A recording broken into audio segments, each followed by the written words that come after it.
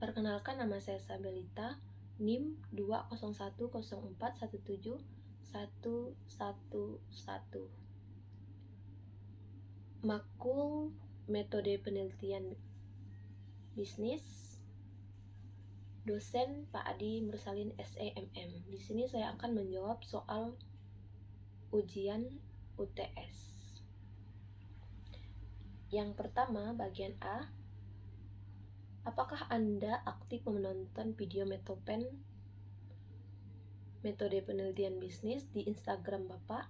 Berapa video yang Anda tonton? Dan sebutkan dan jelaskan topik atau judul video yang Anda tonton di Instagram Bapak. Jawaban saya sangat aktif menonton video Metopen di Instagram Bapak.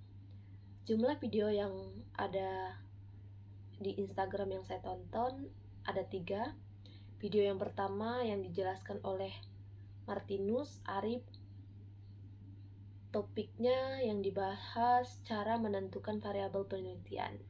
Video yang kedua dijelaskan oleh Heru Murdianto,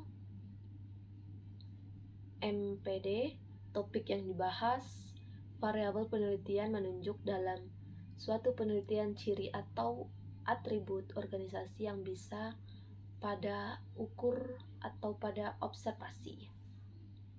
Video yang ketiga dijelaskan oleh Agus Akademi, menjelaskan apa itu variabel independen. Pertanyaan yang bagian B, apakah Anda memberi komentar terhadap video Metopen yang Anda tonton di Instagram Bapak? Berapa jumlah video Metopen yang Anda komen, dan jelaskan isi dari komentar mengenai video Metopen bisnis yang Anda tonton. Saya selalu berkomentar di setiap video yang Bapak posting di Instagram. Ada 3 video.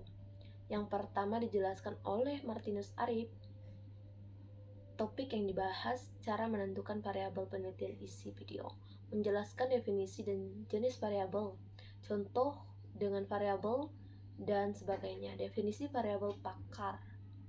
Menurut Sugiya, ini adalah salah satu bentuk yang peneliti buat untuk menghasilkan informasi yang akan ditutup. Pengaruh status perkawinan terhadap kepercayaan diri di Kota Pontianak. Pengaruh usia perkawinan terhadap risiko perceraian di Kota Pontianak. Game online terhadap prestasi belajar siswa kelas 12 SMA Kota Pontianak. Efek menonton video. Manfaat menonton video ini, saya mengetahui definisi variabel dan beberapa ahli. Saya sedikit mengerti tentang jenis-jenisnya. Video yang kedua yang dijelaskan oleh Heru Murdianto, MPD, topik yang dibahas variabel penelitian merujuk dalam suatu penelitian ciri atau atribut organisasi yang bisa pada ukur atau pada observasi. Variabel independen atau pada sebut variabel bebas atau variabel X merupakan variabel yang menghipnotis atau sebagai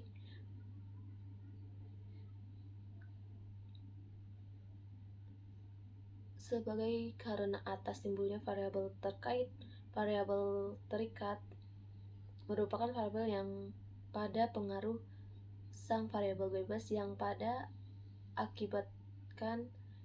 berakibatkan adanya variabel bebas. Variabel moderator merupakan variabel yang menghipnotis arah atau kekuatan interaksi antara variabel bebas dan variabel terikat. Contohnya wahana dan prasaran sebagai model lantaran pas pada masalah tadi wahana dan prasarana bisa memperkuat atau memperlemah impak motivasi belajar terhadap nilai murid. Variabel intervening merupakan sebuah faktor yang secara teoritis menghipnotis kenyataan yang sedang pada telitikan, namun bisa Anda lihat atau pada manipulasi, contohnya norma belajar murid.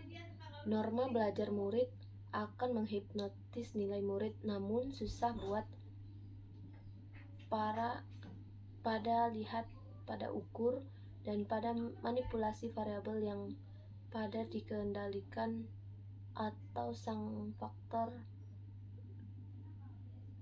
luar yang pada teliti, contohnya mata pelajaran, asupan gizinya, gurunya, lingkungan, dan lain-lain yang gampang dan mudah dikontrol. Video yang ketiga dijelaskan oleh Agus Academy menjelaskan apa itu variabel. Variabel independen atau variabel independen adalah variabel yang mempengaruhi keberadaan atau menyebabkan perubahan. Variabel dependen terikat. Variabel bebas biasanya dilambangkan dengan X. Variabel bebas, variabel batas, variabel terikat, atau variabel terikat mendefinisikan sebagai variabel yang dipengaruhi oleh adanya variabel bebas. Variabel ini biasanya diawali oleh Y. Variabel adalah sebutan yang memiliki bentuk di mana nilai menarik, kuantitatif atau kualitas kualitatif dapat ditetapkan. Variabel penelitian adalah kegiatan untuk menguji suatu hipotesis, kesimpulan atau asumsi tentatif, artinya menguji kesesuaian antara teori yang ada di dunia nyata dan fakta empiris. Variabel adalah pengelompokan logis dari dua atau lebih atribut yang akan diperiksa. Pertanyaan yang ketiga atau yang C, manfaat apa yang dapat Anda peroleh dari menonton video-video metode penelitian bisnis di Instagram Bapak dan memberikan komentar terhadap semua metode penelitian bisnis yang Anda tonton? Jawaban saya, sangat banyak yang saya dapatkan dari menonton video-video yang Bapak posting di Instagram, terutama untuk menambah wawasan saya tentang metode penelitian bisnis dan pengetahuan saya tentang variabel yang akan digunakan dalam sebuah proses metode penelitian bisnis. Soal bagian B, berkenan dengan teori metode penelitian bisnis. Yang nomor 1, jelaskan bagaimana cara menentukan judul dan bagaimana cara merumuskan judul yang baik.